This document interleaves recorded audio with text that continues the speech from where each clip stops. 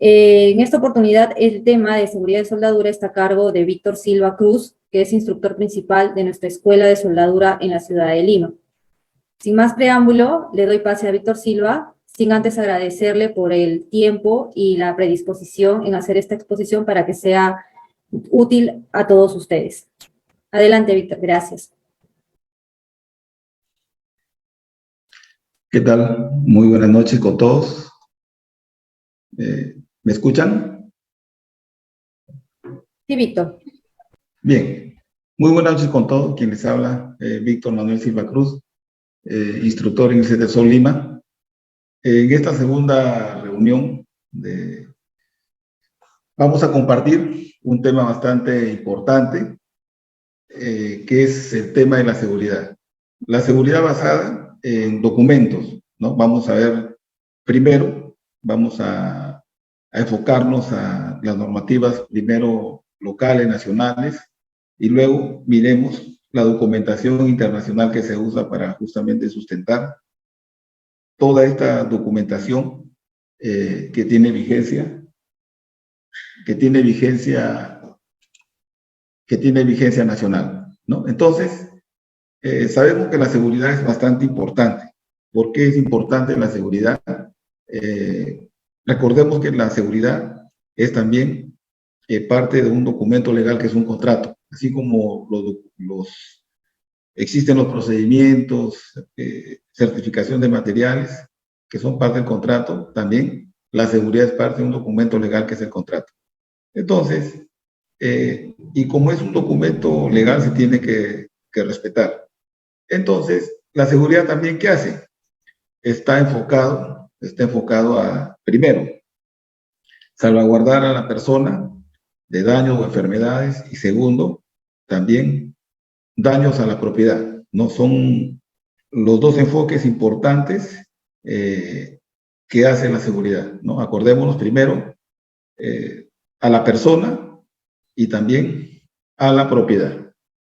Bien, entonces,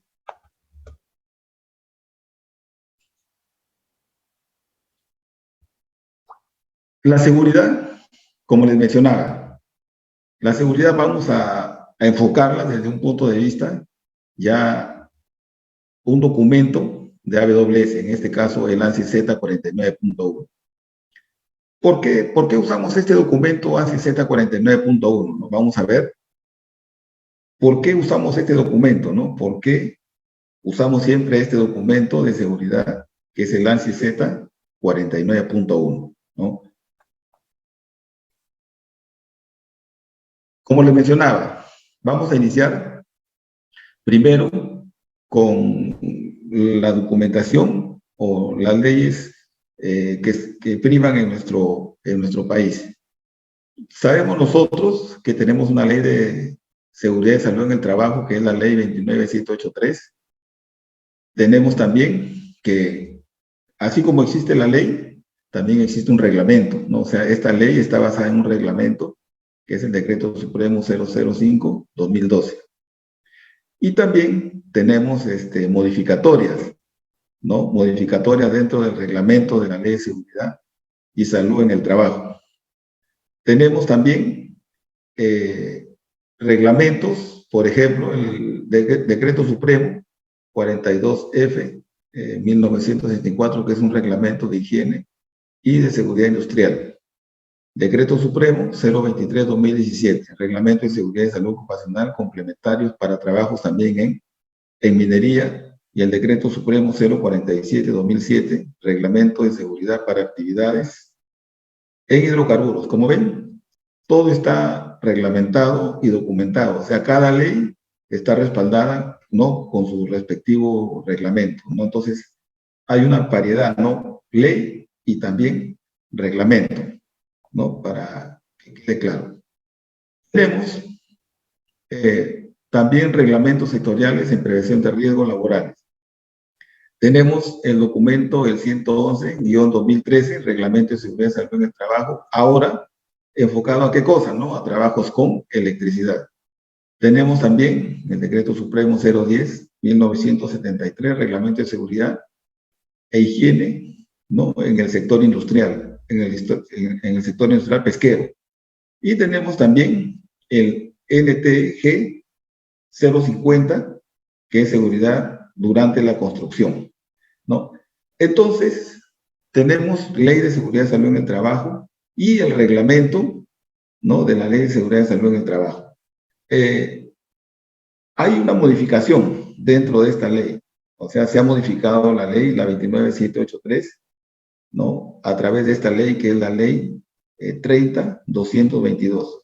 Esta ley 30.222 ha modificado los artículos 12, 26, 28, 32, el inciso D del artículo 49, 73 y la cuarta disposición complementaria de la ley 29783, ¿no? Entonces ha habido una modificación que no ha sido una modificación completa de la ley, sino ha sido una modificación solamente de artículos y de algunos incisos y de algunas disposiciones complementarias, ¿no? Entonces, pero sigue vigente la ley, la 29783. Entonces, ¿qué es lo que deseamos nosotros? Organizar con todos estos lineamientos gubernamentales, ¿no?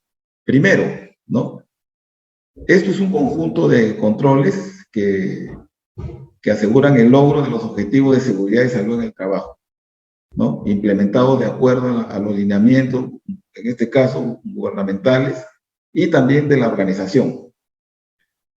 Importante, ¿no?, identificar y hacer una evaluación de los riesgos, ¿no? De repente muchos estamos familiarizados con los HIPER, ¿no? El HIPER y el HIPER-C. El HIPER es el mapa de riesgo y el HIPER-C no es la identificación de peligros y riesgos, pero controlados. Hay que hacer una investigación de accidentes y también de incidentes. Hay que tener una buena metodología para hacer los reportes. Importante, la supervisión y la inspección en los trabajos y también la instrucción al personal respecto a la forma segura de ejecutar sus labores, obedeciendo lo indicado en las señales de seguridad, la señaléctica, ¿no?, que tiene que ver ya con la parte administrativa, ¿no?, dentro de las jerarquías, ¿no?, de lo que es la seguridad.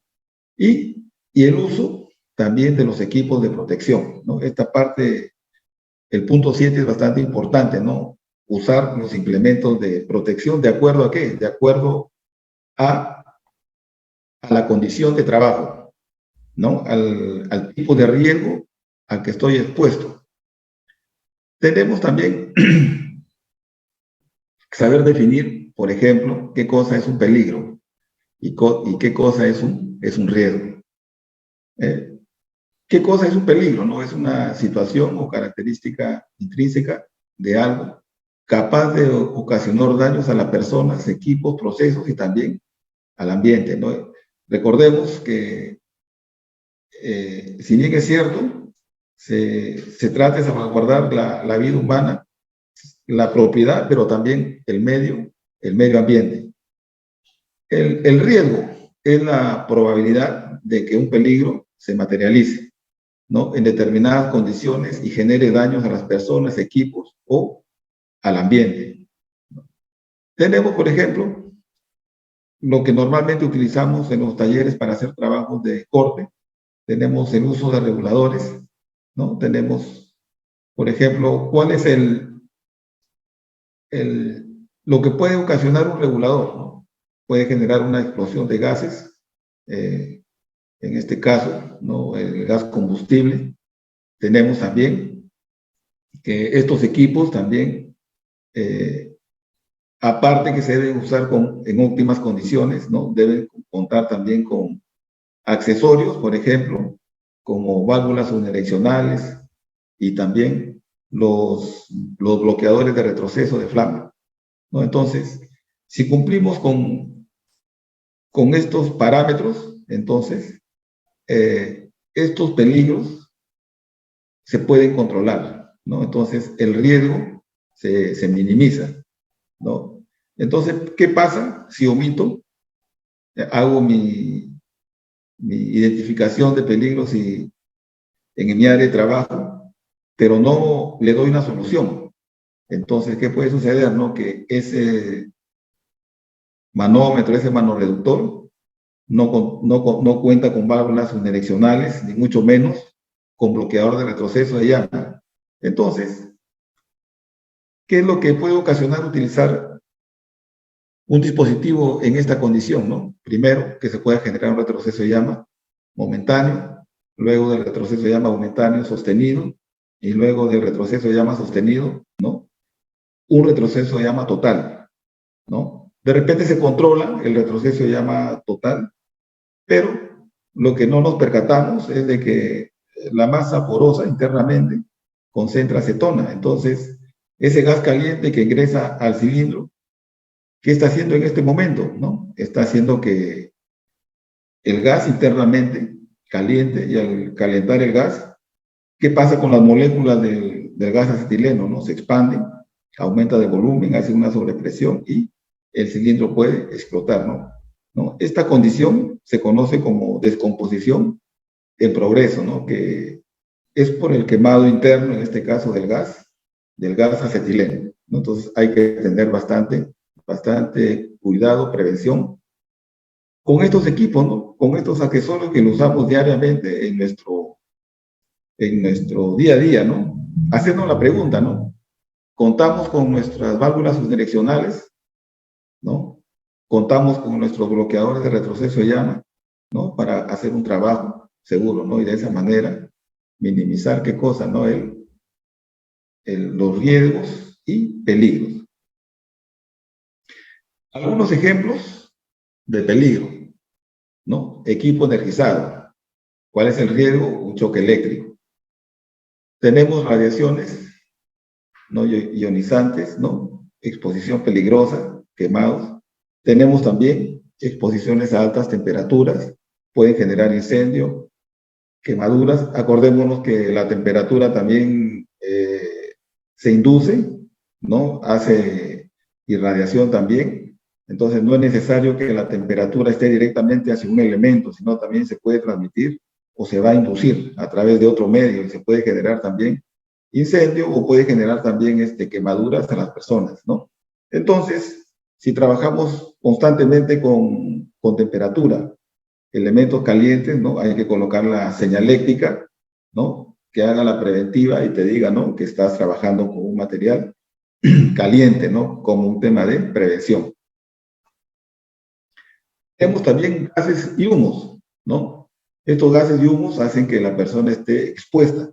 Acordémonos que los humos y los gases no vienen solos, ¿no? Cuando hablamos de humos y gases, acordémonos que hay elementos de composición en peso, ¿no? Que también están suspendidos dentro de estos humos. Y esto es lo que la persona inhala, y por eso que se debe utilizar el filtro para humos y gases. La luminosidad, ¿no? Sabemos nosotros que la soldadura genera radiación. Y estos niveles de luminosidad dependen mucho también de qué cosa, ¿no? De los amperajes con los que trabajas, uno, los tipos de materiales. Sabemos que hay materiales muy reflectivos, ¿no? Como el acero inoxidable, el aluminio, y generan mayor cantidad de luminosidad. También, ese tema de la luminosidad también se puede generar afectar a la persona de forma indirecta, ¿no? Si es que en el área de trabajo hay un elemento reflectivo, una pared con pintura sintética, de repente hay un vidrio, un cristal, ¿no? Eso actúa como espejo y esa luminosidad genera una radiación indirecta, ¿no? Entonces, por eso que una de las recomendaciones es que cuando se va a hacer un mantenimiento, por ejemplo, al taller, los colores de la pintura deben ser mate, sin brillo. ¿Para qué? Para de esa manera minimizar la reflectividad y la luminosidad. Tenemos también ruidos, los ruidos generados por el proceso, ¿no? Sabemos que nosotros generamos un arco eléctrico, el arco eléctrico genera cierto nivel de energía. Esta energía genera también ruido. Cambiamos, por ejemplo, a otro proceso, ya no utilizamos proceso para soldar, para hacer unión de materiales, ahora hacemos trabajos de recuperación, de mantenimiento. Usamos, por ejemplo, los electrodos de carbón. Los electrodos de carbón es una combinación de muchos elementos, ¿no? Tenemos el ruido generado por el compresor, tenemos el ruido generado, ¿no? Por la salida del aire comprimido a través de la placa giratoria que va orientado hacia el electrodo y todo eso suma. Entonces, al sumar, por ejemplo, todos estos elementos en un solo proceso, por ejemplo, en el proceso Arcair, tenemos que los decibeles aproximadamente llegan a 120 decibeles, ¿no? ¿Qué otro elemento genera ruidos bastante elevados, ¿no? El uso del disco abrasivo, las amoladoras, ¿no? Entonces también hay que tomar en cuenta esto, ¿no? Si uso, por ejemplo, una amoladora y voy a usarla, debo elegir la protección auditiva adecuada para esta operación, ¿no? Tengo que seleccionar la mejor, ¿no? Entonces más adelante vamos a mirar qué me conviene utilizar, ¿no? Si me conviene utilizar un tapón o si me conviene utilizar una orejera, ¿no? Para esta condición específica, ¿no? Partículas incandescentes, proyecciones, chispas, ¿no? Sabemos nosotros que el uso, por ejemplo, del disco abrasivo hace que hayan partículas incandescentes calientes que tengan una proyección, una longitud de proyección bastante prolongada, ¿no? Entonces, vamos a mirar más adelante también que hay una famosa regla, que es la regla de los 11 metros, donde dice que hasta 11 metros las proyecciones, las chispas, tienen suficiente poder de incandescencia como para poder generar un incendio o tal vez generar una explosión. Tenemos también el fuego, ¿no? El fuego directo. Tenemos los gases, ¿no? Los gases inflamables, ¿no? Tenemos, por ejemplo, gases específicos, ¿no? Hablando específicamente, por ejemplo, de los gases que utilizamos normalmente para los trabajos de soldadura y corte. Usamos normalmente acetileno y también usamos el propano, ¿no? Entonces, sabemos nosotros que el acetileno es un gas que solamente por aumento de presión genera un fenómeno que se conoce como excitación molecular. ¿Qué cosa es esto, no? Que a medida que tú incrementas la presión, las moléculas de este gas hacen rozamiento. Este rozamiento es una fricción y esta fricción se convierte en energía calorífica. Entonces, esta energía calorífica, ¿qué hace? ¿No? Calienta las moléculas del gas, entonces hace una sobrepresión interna en la manguera y esto explota, ¿no? Por eso que ustedes han visto que en los reguladores, en los manorreductores de acetileno, en el regulador de baja, ustedes han visto que hay un número, 15. Y de 15 hacia adelante, ¿qué significa? Que a partir de 15 hacia adelante, el gas acetileno se vuelve inestable y solamente por este fenómeno de excitación molecular es que se puede generar una explosión o un incendio. ¿Cómo se clasifican? ¿Cómo clasificamos todos estos agentes, ¿no? Tenemos, por ejemplo, que podemos clasificarlos como ¿cómo clasificamos estos peligros, ¿no? Estos peligros los vamos a clasificar como físicos, lo vamos a clasificar también como químicos. Cuando clasificamos estos peligros como físicos, hace referencia a qué cosa? Al ruido, a la vibración, temperatura, presión, electricidad y también a la radiación, ¿no?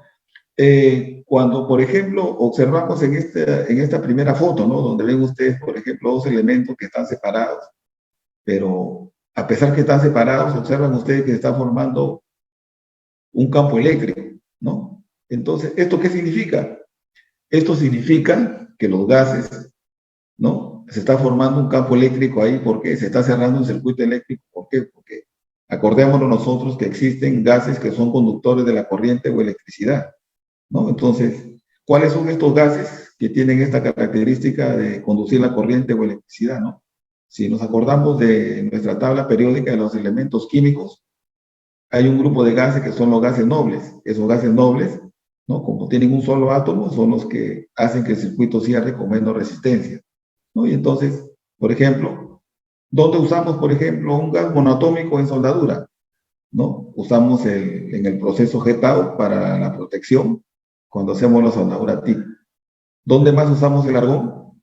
En las mezclas de argón más CO2 para la soldadura, ya sea de alambre sólido o también de alambre tubular, ¿no? Entonces, por eso que hay que tener mucho cuidado, ¿no? Con estos gases.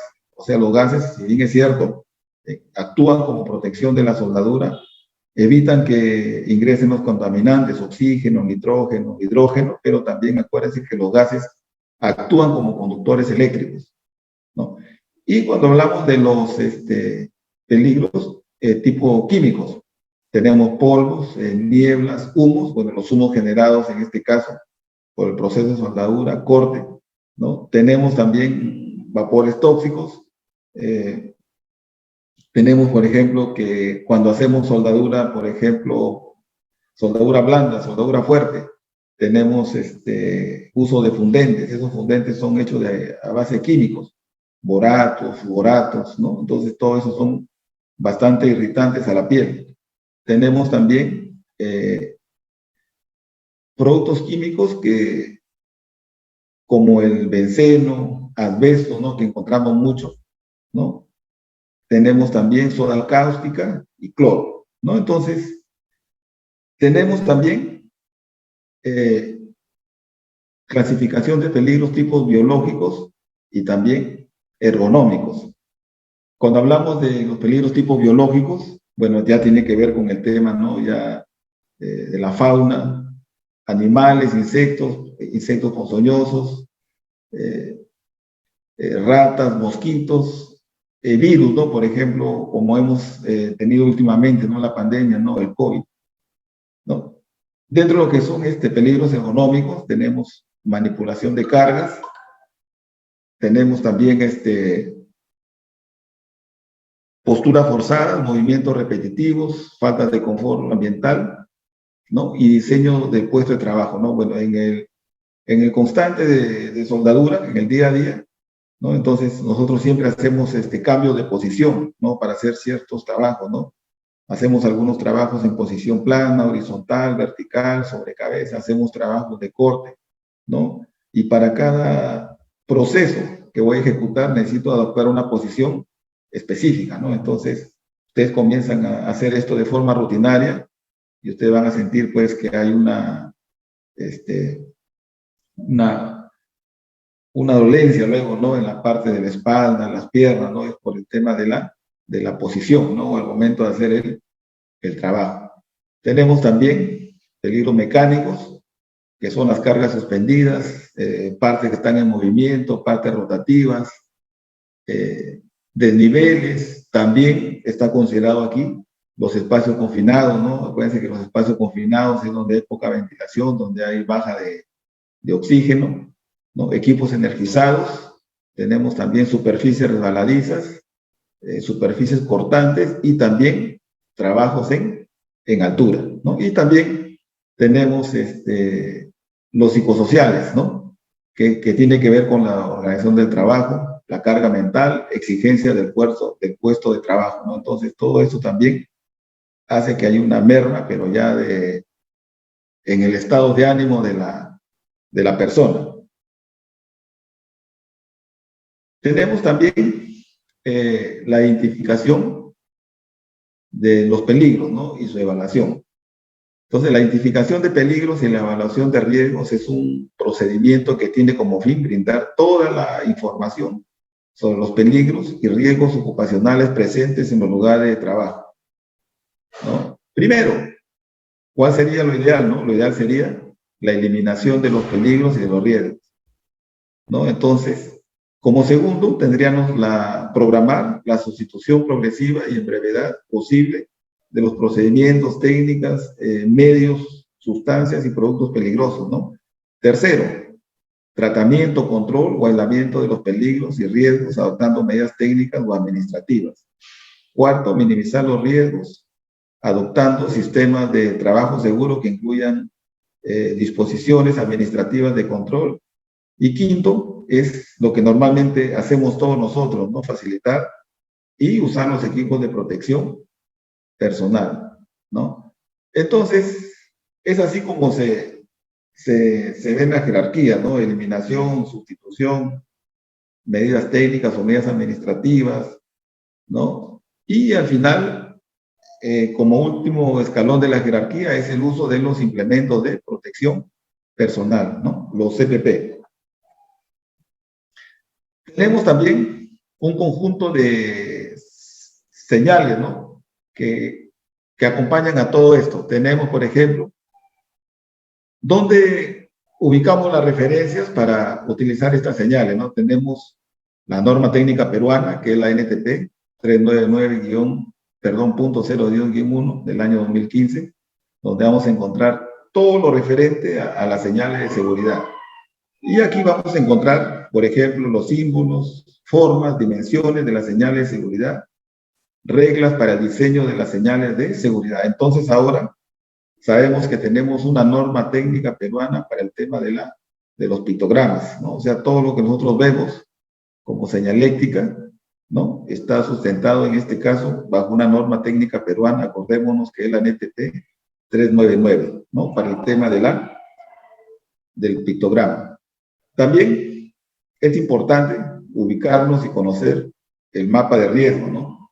Que es un plano de las condiciones de trabajo cuya principal función es la de identificar, localizar, controlar, dar seguimiento y representar en forma gráfica los agentes que generan los riesgos a los trabajadores y que podrían ocasionar accidentes o enfermedades profesionales en el centro laboral.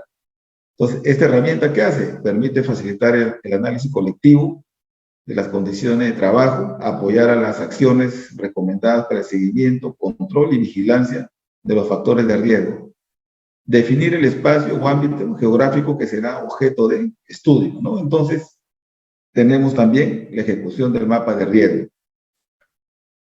Hay que hacer una recopilación de la información, ¿no? A través de encuestas, ¿no? Hay que revisar estadísticas, identificar los peligros, ¿no? A través de un mapa, ¿no? Que es el IPER, y hay que hacer una evaluación de los riesgos y hay que hacer las acciones tipo correctivas, ¿no? La ley 29783 en el artículo 57 dice: el empleador actualiza la evaluación de riesgos una vez al año como mínimo o cuando cambien las condiciones de trabajo o se hayan producido daños a la salud y seguridad en el trabajo, ¿no? Entonces, eso es lo que menciona la ley en su artículo número 57.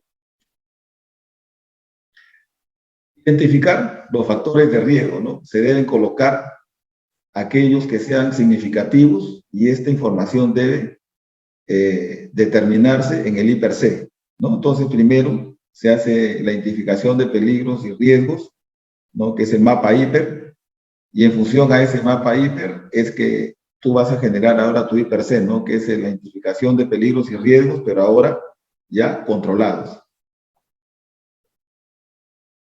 Ahora, existe un documento que es el NFPA 51B. Este documento es un estándar para protección contra el fuego y para trabajos en caliente. Entonces, ¿qué cosa es un trabajo en caliente? Es un trabajo o operación que sea capaz de iniciar fuego o explosión. Por ejemplo, la soldadura y procesos afines, tratamientos térmicos, amolados, son trabajos en caliente. Este documento, el NFPA 51B, en el capítulo 1, dice lo siguiente, ¿no? Este estándar provee requerimientos para salvaguardar la vida humana de lesiones y pérdidas de la propiedad por incendio, explosión, como resultado de un trabajo en caliente.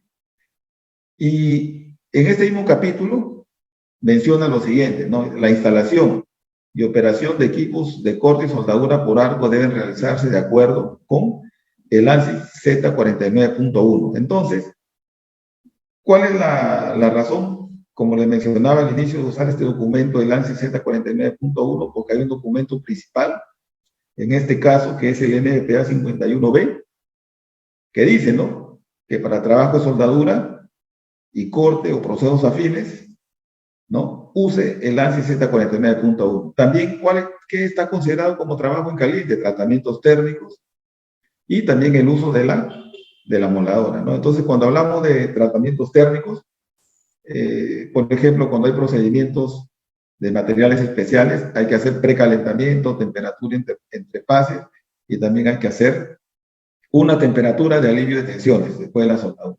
Entonces, está considerado como tratamiento térmico, ¿no? Entonces, este documento es el que nos dice que usemos el ANSI Z49.1 para estos trabajos de soldadura ahí, corte y procesos afines. Entonces, este documento, ¿no?, es un documento, acordémonos, de seguridad en soldadura, corte y procesos afines. Esta norma cubre todos los aspectos de seguridad, ¿no?, en torno a la soldadura, enfatizando en procesos de soldadura de arco eléctrico y procesos donde intervenga el oxígeno. Otorga información para la protección personal y condiciones del área de trabajo en general, ventilación, prevención, protección contra incendios, y también cuando se va a trabajar en lugares confinados o donde hay poca ventilación. La soldadura y corte y procesos anexos constituyen actividades bastante peligrosas. Hay una combinación de muchos riesgos. Primero, tenemos descargas eléctricas, tenemos radiación, quemaduras, gases y también humos que son bastante dañinos. Se pueden generar explosiones, tenemos lesiones y heridas graves por incrustaciones de objetos, restos de discos abrasivos, ¿no? Y para esto también tenemos otro documento, que es el OCHA, que es la Administración de Seguridad y Salud Ocupacional, ¿no? En el Código de Regulación Federal 29, ¿no?, 1910, ¿no? Tenemos otro documento que es OCHA. Las descargas eléctricas. Tenemos, por ejemplo, que hay también reglamentaciones. En este caso, tenemos la Resolución Ministerial 111-2013, Reglamento de Seguridad y Salud en el Trabajo con Electricidad. Tenemos el documento como Resolución Ministerial 037-2006, Código Nacional de Electricidad, ¿no?, como utilización. Tenemos la Resolución Ministerial 214-2011, Código Nacional de Electricidad, pero ahora como suministro. Y tenemos también la Resolución Ministerial 308-2001, Norma Técnica de Uso de la Electricidad en Minas, ¿no? Entonces, también aquí es importante lo siguiente, ¿no? Todas las conexiones que se tengan en las instalaciones deben contar con sus respectivos térmicos, y los térmicos también acompañados de sus diferenciales. Pero también es importante las conexiones a tierras o los aterrados, ¿no? Entonces, INDECI, por ejemplo, ahora en las inspecciones que hace, aparte que chequea tu térmico, también este térmico debe estar acompañado de un diferencial, ¿no?, para que en caso que se genere un tema eléctrico, esto se active inmediatamente y pueda minimizar un peligro de electrocución, ¿no? Y también tenemos, ¿no?, la disposición de las conexiones a tierra, ¿no? Las conexiones a tierra también son bastante importantes, ¿no? Entonces tenemos la norma técnica peruana 370-052, seguridad eléctrica, materiales, ¿no?, de los cuales se constituyen los pozos a tierra. La norma técnica peruana 370-053, seguridad eléctrica, elección de los materiales eléctricos en las instalaciones interiores para puestas a tierra. 370-054, seguridad eléctrica también, que tiene que ver con las tomas, enchufes, con protección a tierra para uso doméstico y de uso similar. El 370-055, también seguridad eléctrica, sistema de puestas a tierra, donde vamos a encontrar térmicos. Y tenemos también el 370-056, que también es seguridad eléctrica, donde nos dice los electrodos de cobre para las puestas a tierra. Y el NFPA 70E, norma para seguridad eléctrica en lugares de trabajo. ¿Por qué es importante las puestas a tierra, no? Nosotros hacemos estática. Si no hay puesta a tierra, nosotros vamos a formar parte del circuito y podemos generar, la descarga viene hacia nosotros como persona, ¿no? Entonces también es importante este tema de las conexiones a tierra. Tenemos también, por ejemplo, que hay procesos de corte, por ejemplo, ¿no?, como el proceso plasma. Es un proceso bastante sencillo, pero ¿qué es lo que sucede, no? Es un proceso en el cual La máquina tiene como tensión de vacío de 290 hasta 400 voltios, como tensión de vacío, más que una máquina para soldadura. Entonces, si no hay conexión a tierra, si no hay diferencial, ¿no? Entonces, una descarga, ¿no? De 290, 400 voltios como tensión de vacío, ¿no? Es fatal para la persona. Tenemos también que hay intensidades de corriente, por ejemplo, superiores a 6 miliamperios, son consideradas corrientes que son directamente causantes de daño fisiológico. Intensidades de corriente de 0.5 a 6 miliamperios son corrientes consideradas corrientes de shock. Las corrientes secundarias de shock pueden causar algunas reacciones o como contracciones musculares. Las intensidades de 0.5 miliamperios, llamado también umbral de percepción, se siente como hormigueo provocado, ¿no? Por la corriente. Entonces, por eso que es importante, ¿no? Hacer un chequeo de las instalaciones para evitar que no hayan fugas o que las conexiones estén en buen estado para que tampoco no hayan desbalances en las fases, ¿no? Si se generan desbalances en las fases y tenemos máquinas, por ejemplo, que tienen parte electrónica, ¿no? Estas partes electrónicas son bastante sensibles, ¿no? A estos desbalances, ¿no? Entonces, hay que hacer uso de los instrumentos, ¿no? Voltímetro, pinza perimétrica, ¿no? Para saber exactamente con cuánto estamos trabajando, ¿no? Como corriente o energía en ese momento. Tenemos también, por ejemplo, observamos aquí, están haciendo un trabajo eléctrico, están trabajando con dispositivos, accesorios de seguridad, han colocado su señalética y también unos limitadores. Ahora observemos las fotos del lado izquierdo. Esta foto del lado izquierdo, ¿qué cosa es? ¿No? Es una descarga eléctrica. La persona se quemó un brazo y se quemó la parte baja de las piernas, ¿no? Lamentablemente esta persona tuvieron que amputar las piernas y amputar un brazo, ¿no? Entonces, ¿qué pasó aquí? Por ejemplo, en este caso de esta quemadura, la persona responsable de hacer el procedimiento del test de tensión le encargó a una segunda persona hacer ese trabajo. Entonces, esta segunda persona dijo que no había tensión en la línea. Entonces, la persona que iba a hacer la parte operativa sube y cuando sube, la línea estaba cargada. Bueno, estas son las consecuencias, ¿no? La quemadura. Entonces, cuando se hizo la investigación, ¿qué se encontró? Que la persona que hizo la prueba no se percató que la pila alcalina del accesorio estaba sin carga, por eso que no mandó ningún tipo de lectura. Pero aquí la persona responsable del procedimiento debió hacer la supervisión para que la otra persona haga el trabajo, ¿no? Entonces, imagínense, ¿no? Solamente por no haber hecho el testeo y no verificar que la pila en este momento estaba descargada, ¿no? Ocasionó la pérdida de 3 miembros a esta persona. La radiación es una luz electromagnética que corresponde a muchas fluctuaciones extremadamente rápidas de un campo electromagnético en un rango determinado de frecuencias que es detectable por el ojo humano.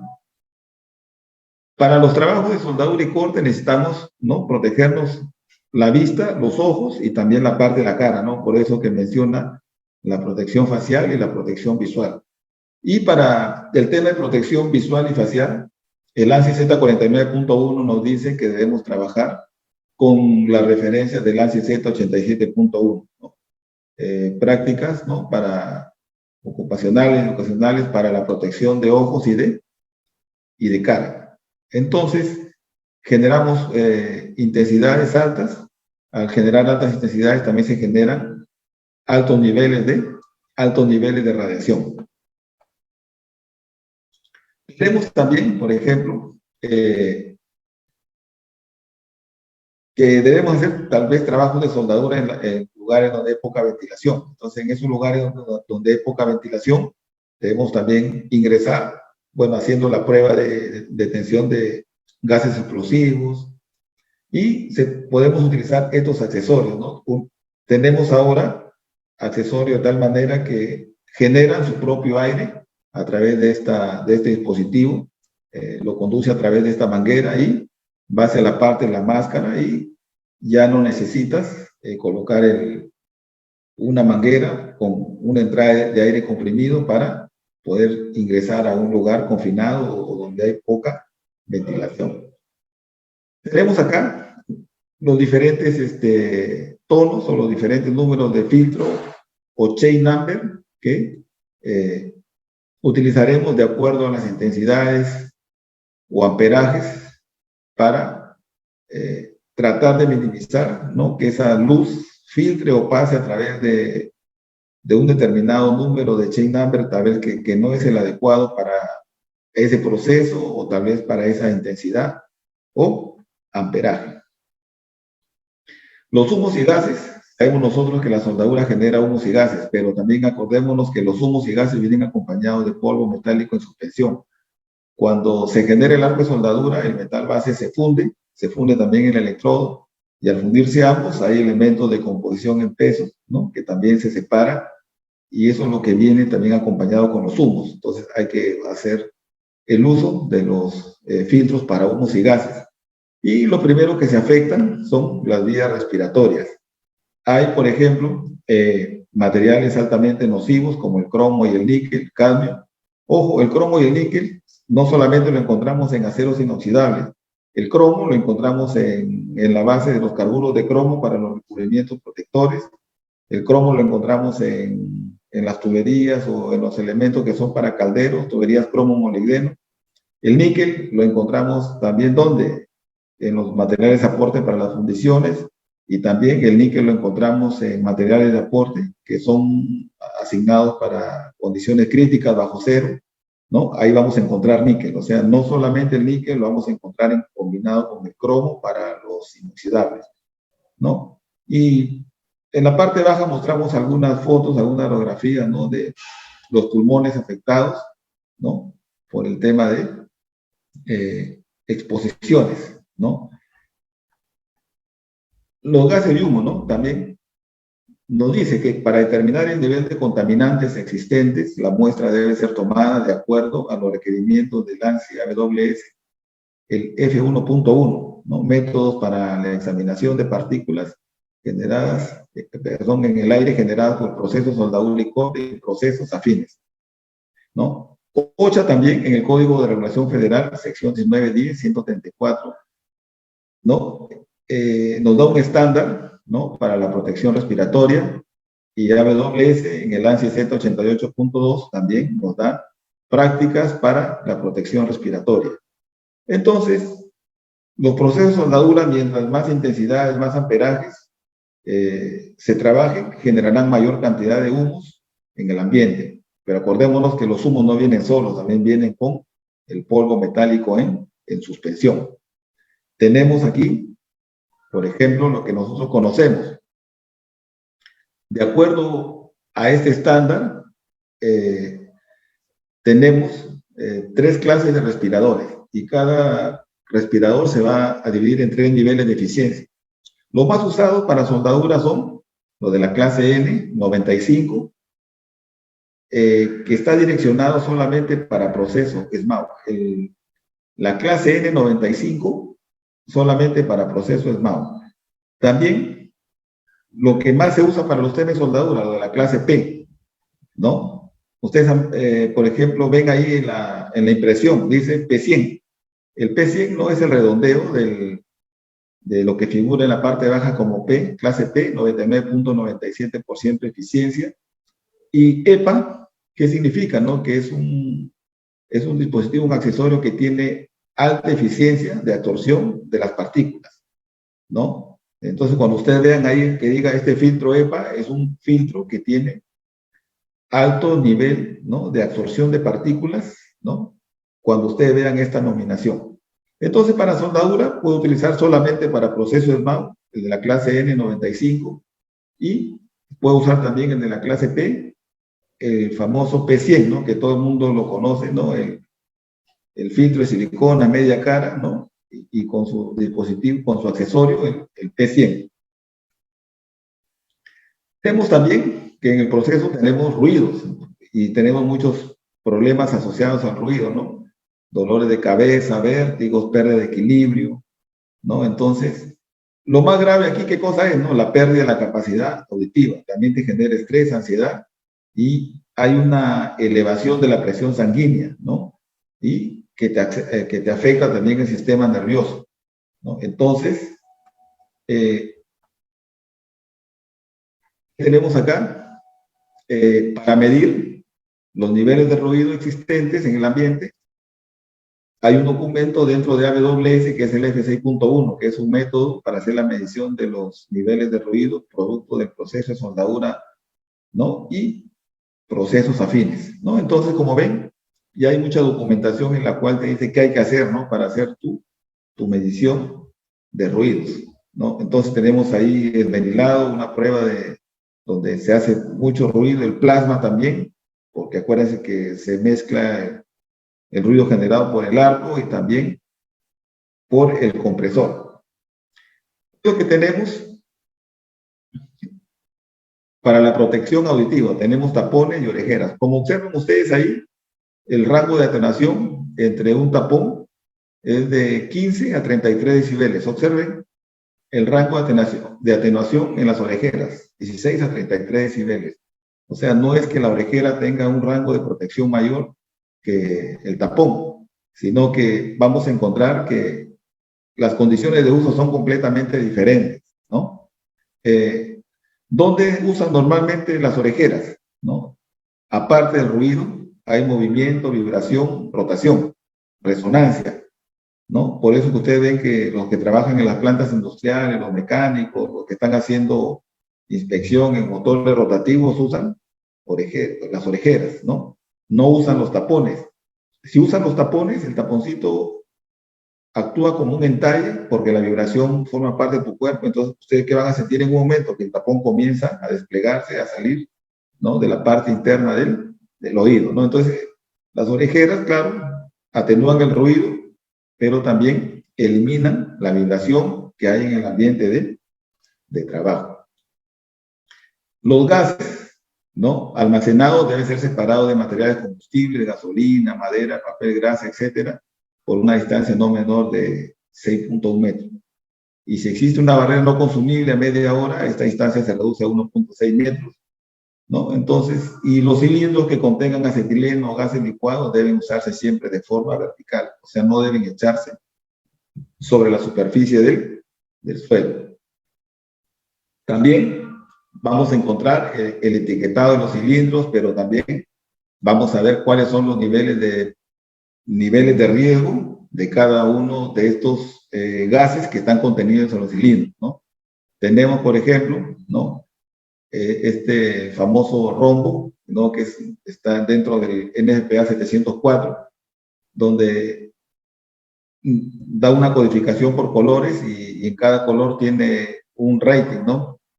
Por ejemplo, tenemos el color azul, que dice, ¿no? Riesgo a la salud. Si es mortal, muy peligroso, peligroso, poco peligroso, o sin riesgo. Inflamabilidad, ¿no? El rojo, inflamabilidad, ¿no? De número 4, debajo de 25 grados aproximadamente, 3, debajo de 37, 2, debajo de 93, y entonces te va a dar una leyenda para conocer cuál es el grado de peligrosidad o riesgo, ¿no? Al momento de utilizar un determinado tipo de gas, ¿no? Entonces, no usar cilindros que han sido corroídos previamente, que tengan golpes, abolladuras o tengan marcas de reparación.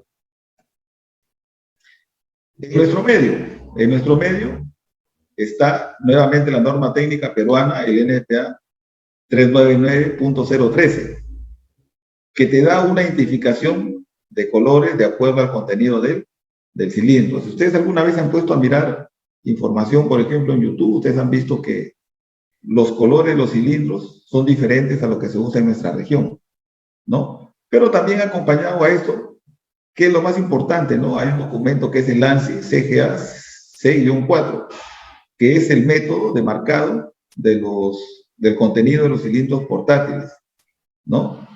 para poder identificar realmente con una etiqueta qué es lo que realmente contiene este cilindro, ¿no? Entonces aquí también es importante el tema del etiquetado del cilindro, ¿no? Si bien es cierto, hay una codificación de colores, pero lo que me va a garantizar que realmente es la etiqueta que está en el cilindro, que está dada por el proveedor.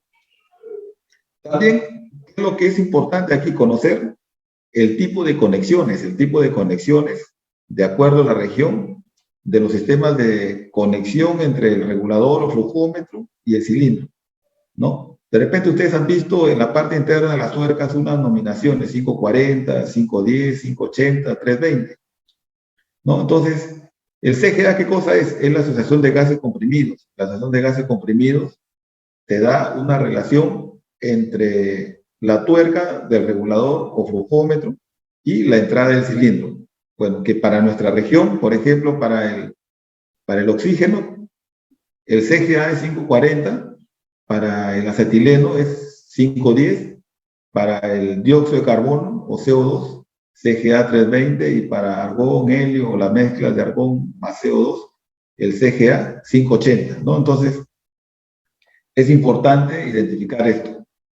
También, como un tema de seguridad, tenemos en los equipos lo que conocemos como la válvula check o la válvula direccional. La válvula direccional, ¿qué hace? Mantiene los gases en la misma manguera y evita la condición de reflujo o flujo inverso, pero no controla el proceso de llama. Este dispositivo, que es un poquito más compacto, es un bloqueador de retroceso de llama. Tiene una válvula direccional que controla el reflujo y tiene una mallita sinterizada inoxidable que extingue la flama, pero que no corta el flujo. Y tenemos este dispositivo más compacto que tiene una válvula unidireccional que controla el reflujo, extingue la flama y corta el flujo, ¿no? Entonces, con este dispositivo, o sea, se está mucho más seguro, ¿no? Y tenemos un documento que es el ANSI B57.1, conexiones de válvula de salida y entrada para cilindros de gases comprimidos. Entonces, si bien es cierto, tengo una válvula unidireccional, pero la válvula unidireccional, acuérdense, no controla retroceso de llama, solamente controla reflujo o flujo inverso. Y tenemos también lo siguiente. ¿Se acuerdan que les mencionaba que el esmerilado también está considerado trabajo en caliente? Entonces, dice que hay una distancia de 35 pies o 10.7 metros o 11 metros, que las chispas, las proyecciones tienen suficiente poder de incandescencia como para poder generar un incendio o una explosión. Pero aquí también, que es importante, la presencia del hombre del fuego o el vigía del fuego. Por ejemplo, cuando se trabaja en superficie, hay una persona que debe estar desde que se inicia el trabajo de soldadura o corte. Esta persona debe estar permanentemente. Se termina el trabajo de soldadura o corte, esta persona debe permanecer media hora después de terminado el trabajo de soldadura y corte y hacer 2 inspecciones cada media hora para garantizar esa forma de que no se genere un incendio o una explosión. Si se trabaja en altura, debe haber una persona también como vigía en la parte baja y un vigía en la parte alta, bajo las mismas condiciones, ¿no? Estar permanentemente, hacer una vigilancia después de la media hora, determinar la operación de soldadura o corte y hacer nuevamente dos revisiones más cada media hora, ¿no? Para evitar de que alguna chispa o proyección no genere un incendio después de terminado el trabajo. Y para esto tenemos también el ANSI AWS F4.1, recomendaciones prácticas de seguridad para la preparación de soldadura y corte en lugares cerrados y tuberías, ¿no? Entonces tenemos acá, también vamos a hacer trabajos de soldadura o corte o reparaciones en lugares confinados, donde hay poca ventilación. Nosotros como seres humanos necesitamos entre un mínimo de 19.5 a 21.5% de oxígeno para poder vivir o respirar.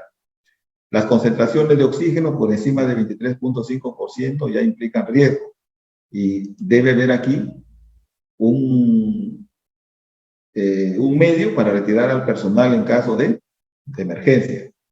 ¿no? Debe existir un vigía con un procedimiento también de rescate y este vigía debe estar entrenado. El ANSI Z117, requerimiento de seguridad para trabajos en tanques y otros espacios confinados, ¿no? Entonces ahí vamos a encontrar todas las pautas para hacer el trabajo en estos lugares confinados o donde hay poca ventilación. Tenemos, por ejemplo, si no hay suficiente oxígeno, ¿no? Observemos, 21% es una concentración normal en el aire, 20.5% concentración mínimo para entrar, ¿no? Sin equipo de suministro de aire, 18% problemas de coordinación muscular y aceleración del ritmo respiratorio, 17% riesgo de pérdida de conocimiento sin signo precursor, de 12 a 16% vértigo, dolores de cabeza, ¿no? Líneas e incluso alto riesgo de inconsciencia y de 6 a 10% de oxígeno, náuseas, pérdida de conciencia y seguido de la muerte en un lapso de 6 a 8 minutos, ¿no? Entonces, por eso que es importante garantizar el oxígeno, que esté en un rango de 21%, ¿no? En una concentración normal para poder hacer un trabajo en un lugar donde hay poca ventilación, ¿no? En un lugar confinado. Entonces, por debajo de estos valores de 21% ya es un riesgo, ¿no? Y el peligro puede ser la muerte. Entonces, ¿por qué no debemos usar oxígeno para ventilar estos lugares confinados? Acordémonos que el oxígeno que usamos para oxicortar tiene 99.5% de pureza para mejorar la calidad de corte.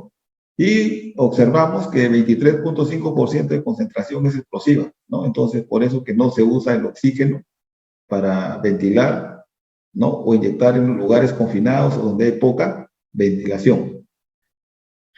Y tenemos también algunas documentaciones, por ejemplo, en ISO, para la ropa de trabajo, en este caso las chaquetas que usamos para trabajo. El ISO 11611, bueno, que se sustituye a una norma, la N470-1, ropa de protección para soldadura y procesos afines. Esta norma te da dos clases, ¿no? Clase 1 y clase 2. La clase 1, protección contra técnicas de soldadura menos peligrosas y situaciones que generen menos chispas, ¿no? Y radiación y calor. Lo de la clase 2, protección para situaciones que suponen un riesgo adicional, donde la posibilidad de chispas y radiación de calor sea considerablemente mayor. Entonces, si voy a soldar algo, por ejemplo, como soldadura jetada o hacer soldadura blanda, fuerte, ¿no? Puedo usar una ropa de la clase 1, ¿no? 1. Pero si voy a hacer otro tipo de proceso, donde hay más cantidad de chispas y radiación, tengo que migrar a la ropa dentro de esa misma norma, pero de la clasificación o de la clase número 2. También, importante, ¿no? El tema de los guantes. Los guantes, por ejemplo, deben cumplir con una norma, en este caso la norma EN388. Esta norma, por ejemplo, te da 4 dígitos, donde el primer dígito significa qué cosa, ¿no? Abrasión, el segundo dígito corte, el tercero desgarro y el quinto dígito punzonado, ¿no? Entonces, si miramos ahí esta norma, en la parte baja es un guante con una clasificación, con un marcado, por ejemplo, 442. Significa que como abrasión, del 1 al 4 está al 100%, como corte, del 1 al 5 está en 4, o sea, está más o menos en un 80%. Como desgarro, del 1 al 4, está con el número 4, o sea, está al 100%, y como punzonado, del 1 al 4, está en el número 2, está, ¿no? En el 50%. Miramos en la parte de arriba, ¿no? Mismo guante, EN388, pero ¿cuál es su clasificación? 3223, significa que ahora la abrasión está en un 75%, corte casi un 50%, desgarro 50%, y el 3 al final, ¿no? Como punzonado casi en un 75%. Y el otro guante tiene otra codificación, misma norma, otra codificación, 2122. Observen, entonces ahora para abrasión está casi al 50%, 1, para corte está un valor bastante bajo, para desgarro igual está casi al 50% y para el funcionado también casi para 50%. Entonces, por ejemplo, este guante con la clasificación 2122, ¿dónde lo utilizarían? Para hacer trabajo de soldadura jetado o para hacer soldadura, ¿no?, blanda o fuerte. Y los guantes que tienen codificación 442 o 4434 es lo que se usa normalmente para hacer los trabajos de soldadura y corte, ¿no? Entonces, también antiguamente existía la norma, el ANSI Z41, que miraba el tema del calzado de seguridad. Entonces ahora esta norma ha sido cambiada por el ACTM 2412, que es el método de prueba para protección de los pies, el ACTM 2413, que son las especificaciones sobre requisitos de rendimiento para calzado de protección. Entonces, como ven, hay algunas normas también que han sido reemplazadas por otras normas. Bien, entonces, esta ha sido la presentación en este tema de seguridad bajo lo que es el ANSI Z49.1. Recordar que usamos este documento. ¿Por qué? Porque hay un documento principal que es el NPA 51B, que dice que para trabajo de soldadura y corte usa ANSI Z49.1 porque está considerado como un trabajo en caliente. Y también para hacerle recordar y mencionar que ya nuestras escuelas están activadas al 100%, contamos con 95 cabinas, ¿no?, con todas las escuelas a nivel nacional. Tenemos un programa bastante completo para el tema de la formación de los soldadores, ¿no? Tenemos también el tema de la calificación de soldadores, bueno, ya sea de forma particular o personal o también a través de las empresas. Entonces, los invitamos a que nos visiten en el centro tecnológico de nuestras instalaciones, ya sea en Talara, Trujillo, Lima, Arequipa, o de acuerdo a la región donde están ubicados para poderlos atender con el mayor gusto, ¿no?, y tratar de solucionarles sus problemas en lo que concierne a trabajo de soldadura y corte, ¿no? Entonces, solamente para agradecerles por su tiempo, y no sé si tendrán alguna pregunta, por favor.